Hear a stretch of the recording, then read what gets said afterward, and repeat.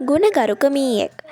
හොඳටම නිදා සිටි සිංහයා හදිසියෙම අවදි වුණේ තමන්ගේ හොම්බුරින් මොකක්දෝ දුවනවා වගේ දැනුණු නිසා. සිංහයා ඇස් දෙක කරකවලා හිමෙන් වටපිට බැලුවා. පෙනෙන්න කිසිම සතෙක් හිටියේ නැහැ. සිංහයා ආයෙම ඇස් දෙක පියාගත්තා. මෙන්න ආයෙම දැනෙනවා. සිංහයා හිමෙන් ඇස් ඇරියා. මීයෙක් සිංහයාගේ හොම්බ උඩින් දුවගෙන ගියා. සිංහයා එකපාරටම පැනලා මීයව අල්ලගත්තා. අනේ උතුමාණෙනි, මා මරන්න එපා. මට අනුකම්පා කරන්න. මීයා පින්සෙන්ඩු වුණා. අනුකම්පා කරන්න නොසණ්ඩාල වැඩ කළ අනුකම්පා විලන හැටිද? නරකද මුලින් පරිස්සම් වුණා නම්? සිංහයා ගොරනාඩු කළා. මම පිළිගන්නවා උතුමාණෙනි, මම පිළිගන්නවා. මට අනුකම්පා කරොත් කවදා හරි මමත් ඔබතුමාට උදව්වක් කරනවාමයි. මම බොහොම ගුණකරුක මීයෙක්. පොරොන්දුවක් වුණොත් ඉටු කරනවාම තමයි. සිංහයාට හිනා ගියා. ගුණගරුක මීයෙක් ඊටත් මේ පුංචි මීයා කොහොමද මට උදව් කරන්නේ?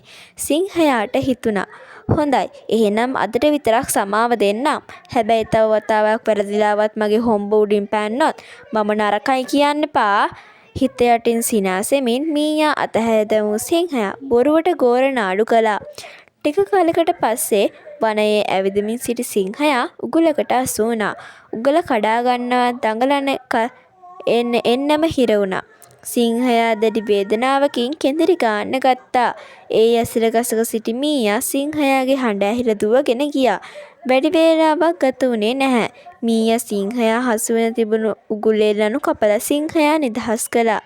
ඕකනේ කියන්නේ, එදා ඔබතුමා මම උපකාර කරන බව කියන විට සිනාසුණා.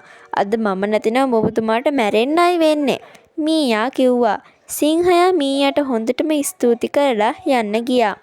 අද ඔයාලට මේ කතාවෙන් ඔයාලට ගන්න පුදුවන් ආදර්ශය තමයි ප්‍රබලයාට පවා දුබලයාගේ උදව් අවශ්‍ය වන මොහොතක් වුණා විය හැකියි.